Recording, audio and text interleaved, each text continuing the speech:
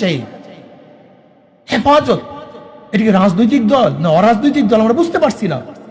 আমি হেফাজতের দায়িত্বশীলকে বলবো, আপনারা অবশ্যই হেফাজতকে রাজনৈতিক দল হিসাবে স্বীকৃতি দেন, ঘোষণা দেন, তাহলে আমরা মনে করবো এটা রাজনৈতিক দল। কিন্তু যদি উট পাখি হই, উট পাখির অবস্থা যখন বলা হয় তুমি বোঝা বহন করো না কেন, বলে আমি তো পাখি, বলে উড়াল দাও না কেন, বলে আমি তো উট। এরকম না, স্পষ্ট করতে হবে এটা আমাদের সমস্যা, এটা সমস্যা। আমি অরাজনৈতিক দল যদি প্রোগ্রাম দিই রাজনীতিক, সমস্যা। এর জন্য আমি আমার শ্রদ্ধাভাজন সেরে তাজ ওলামায়ে কেরামকে বলবো, যে যে কাজ করব স্পষ্ট বলবো আমি এই কাজ করতে চাই, এইটা আমার এই কাজ। যদি এইভাবে আমরা স্পষ্টভাবে কাজ করতে পারি এবং সমাজকে গড়ার জন্য সবাই ঝাঁপিয়ে পড়তে পারি, তাহলে ইনশাআল্লাহ সমাজকে গড়তে পারবো।